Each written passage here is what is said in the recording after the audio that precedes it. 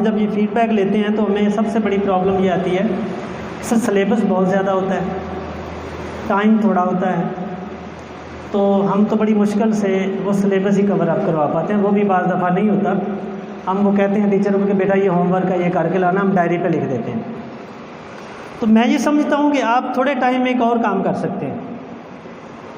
आपके जो क्लास के बच्चे हैं ये सिर्फ क्लास के लिए नहीं है, आप सोसाइटी में वैसे भी रोल प्ले कर सकते हैं। घर में देख लें, अपनी फैमिली में देख लें, अपने भाई के, सिस्टर्स के, कहीं भी जहाँ आप करते हैं, बच्चों की वीकनेस को ढूंढें। हर बच्चे की कोई ना कोई वीकनेस है, उस वीकनेस के ऊपर थोड़ा काम करना शुरू कर दें। ये आपको इंस्पायरेशनल टीचर बनाएगा। स्टडी तो वो कहीं से भी ले रहा है, आपने उस बच्चे की वीकनेस को ख़त्म कर दिया, उसकी वीकनेस को स्ट्रेंथ में बदल दिया। ये कोई बहुत बड़ा टाइम टेकिंग नहीं है। जस्ट आपने एनालिसिस करना है और उस बच्चे को देखना है और उसके मुताबिक उसको, ये एक ऑनगोइंग प्रोसेस है। ऐसा नहीं है कि आपको बच्चे को बुलाना और आधे घंटे में कर देना, नहीं। आप डेली 2 से 3 मिनट उस बच्चे को दे दें। मतलब आपके बच्चे में 30-40 कितने बच्चे हैं, आपके पास एक पूरा सेमेस्टर का टाइम होता है या टर्म का टाइम होता है। आप जो जो बच्चे की वीकनेस देख रहे हैं, आप ये रख लें कि चलें सबका ना सही, मैंने को 5% बच्चों की भी वीकनेस को स्ट्रेंथ बना दिया, तो यकीन करें वो बच्चा किसी भी लेवल पे पहुंच जाए, जितने भी टीचर से पढ़ा हो, आपको कभी नहीं भूलेगा। आपने जो हमने पहले बात की थी, you are the life changer. आप लाइफ चेंजर तब भी बनते हैं, वरना नंबर वो ले रहा है, सिलेबस वो कवर कर रहा है, वो हमें बड़ी अच्छी तरह से पता है कि स्कूलों में किस तरह से पढ़ा रहे हैं, और बच्चों को कोई ऐसा बच्चा नहीं मैंने देखा जो ट्यूशन नहीं पढ़ता। नंबरों का तो ये हाल है, और हमने नंबर गेम के पीछे लगाया हुआ है। वो आप जो कर रहे हैं करें, सिर्फ यार बच्चे में एक क्वालिटी ऐसी पैदा कर जाए कि वो पूरी ज़िंदगी आपको भूल ना पाए। आप समझ लें कि आप एक सक्सेसफुल टीचर हैं। तो इसलिए अगर आपने इंस्पायरेशनल टीचिंग में आना है तो ये बेसिक सी चीज़ें हैं। दूसरा ये है कि अगर आप आजकल के माहौल में देखेंगे, किसी भी कौम को तबाह करना हो, आज वो दौर चला गया कि वहाँ पे बम फेंक दो या मिसाइल फेंक दो। अब दुनिया इस पे काम कर रही है कि जिस कौम को आपने तबाह करना है उसका एजुकेशनल सिस्टम तबाह कर दो, उसकी क्वालिटी गिरा दो।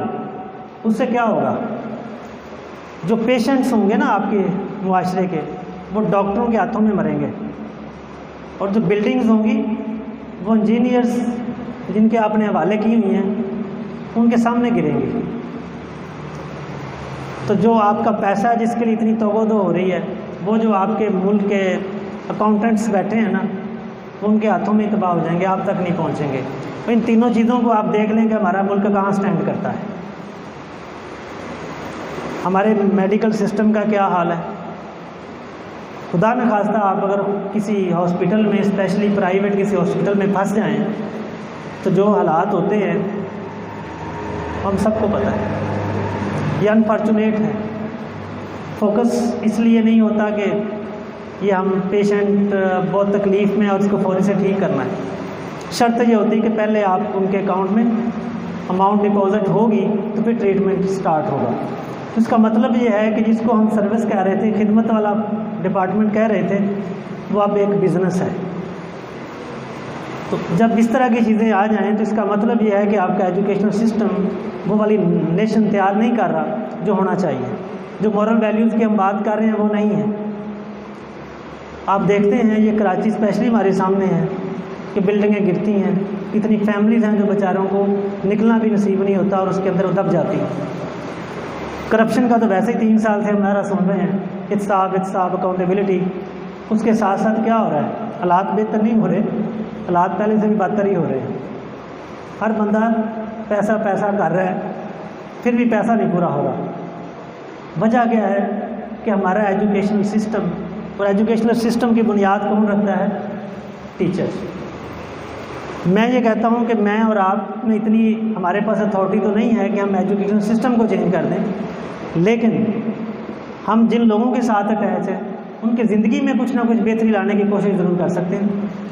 अगर इस वजह से कुछ बेहतरी हो जाए कोई ऐसा बच्चा जिसको आप पढ़ा रहे हैं उसके ज़हन में आप एक ऐसी मोटिवेशन डाल दें, उसकी एक मॉरल बिल्डिंग कर दें, तो वो जहाँ पे जाएगा वो एक रोल ज़रूर प्ले करता जाएगा।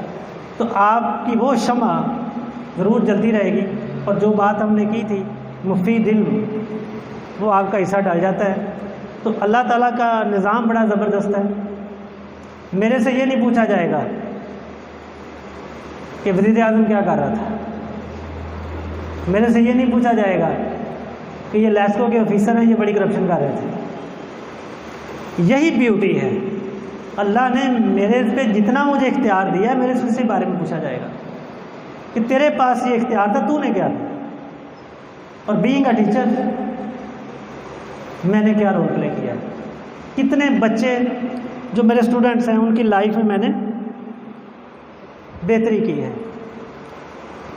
इस हवाले से यहाँ तक ये एक थोड़ी बीइंग इंस्पिरेशनल टीचर चीज़ें आपसे मैंने डिस्कस करनी थी कि आपका टीचिंग के अलावा रोल क्या हो सकता है। यहाँ तक कोई क्वेश्चन, कोई बात आप शेयर करना चाहें, कोई कमेंट करना चाहें, फिर थोड़ा सा हम टेक्निकल है उसकी तरफ आ जाएंगे।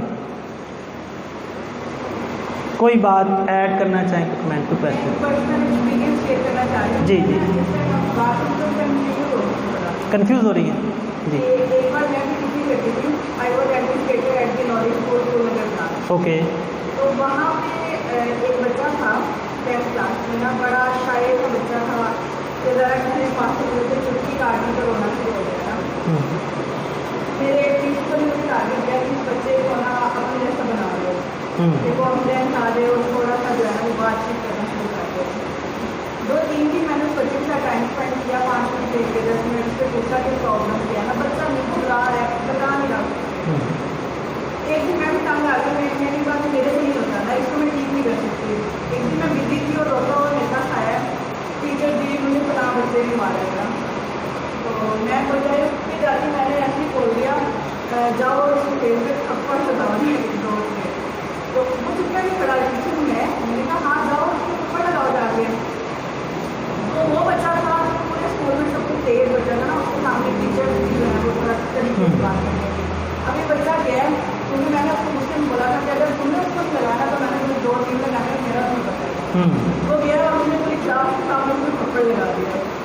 अब उसके बाद उस बच्चे को किसी ने तंग किया और उसको फील हुआ कि भाई अब मुझे तो चेंज नहीं दिखता ना। अब आई डोंट थिंक कि वो कोई पॉजिटिव चेंज था या नेगेटिव था, दोनों बच्चे जो है ना वो थोड़े चेंज हो गए, लाइक वो अच्छा हो गया, वो भी अच्छा हो गया। अब मैं इसलिए सोच रही हूँ कल को कहीं जाके वो तमाशा ना बन गया हो। अच्छा, मैं ये नहीं कह रहा कि आप बच्चों को थप्पड़ लगाना सिखाएं, लेकिन बाज़ दफ़ा करेक्टर वही देने के लिए आपको थोड़ा करना पड़ता है। स्पेशली हम जिस एज से गुजरे हैं, जब हम छोटे थे, हमारी स्टडी तो बगैर मार के पूरी नहीं होती थी। हमारे टीचरों की तसल्ली नहीं होती थी जब तक वो 2-4 लगा नहीं देते थे, और हमारे पेरेंट्स की भी नहीं होती थी कि गलती है और जो है ना वो है नहीं। लेकिन अनफॉर्चुनेटली एक तो आजकल का जो इन्वायरमेंट है, एक तो मार नहीं प्यार का कंसेप्ट है, इसलिए भी ज़रूरी है कि आजकल एक तो बच्चे उस तरह के नहीं हैं, तो मारना चाहिए भी नहीं जो आजकल के हालात हैं। एक तो बच्चे फिज़िकली भी वीक हैं, क्योंकि हम जो इस तरह की डाइट दे रहे हैं, पहले आपको पता है हमारे ग्राउंड्स, हमारी गेम्स डिफरेंट तरह की थी, फिज़िकल हम एक्टिव नज़र आते थे। आज बच्चों की गेम मोबाइल से शुरू होती है और टीवी के कार्टून पे ख़त्म हो जाती है, या यूट्यूब है, फेसबुक है, तो फिज़िकली भी वीक हैं। फिर जब आप फिज़िकली एक्टिविटीज़ नहीं करवाते बच्चों से, तो वो ज़ाहिर है कि आप फिज़िकली स्ट्रेंथ उस तरह से नहीं आती। तो इस लिहाज से काफ़ी चीज़ें हैं। अगर तो उस बच्चे में कोई बेहतरी हो गई है और दूसरा भी ठीक हो गया, फिर तो आपने अच्छा काम किया है। तो लेकिन मैं आपसे एक और एक्सपीरियंस शेयर करता हूँ। मैं एक स्कूल में, पत्तों का स्कूल था, वहाँ पे मैं टीचर्स ट्रेनिंग के लिए गया, तो मेरे से क्वेश्चन हुआ, मेरे लिए भी थोड़ा अस्टॉनिशिंग था।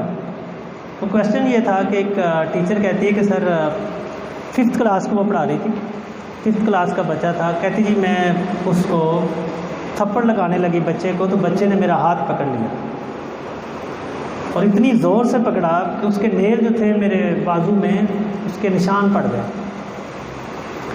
तो कहती जी मुझे इस पर क्या करना चाहिए, आपके ख्याल में क्या करना चाहिए? वैसे मैंने कमेंट करने के बजाय उनसे आगे से क्वेश्चन किया था। मैंने कहा आपने कभी सोचा कि उस बच्चे की ज़रूरत क्यों हुई कि आपका हाथ पकड़ सके? हमें इस पे गौर करना चाहिए। आपका थोड़ा सा भी अगर एक्सपीरियंस हो, ये चीज़ें, ये मौका, ये तब होता है जब हमारे में कुछ वीकनेस होती है।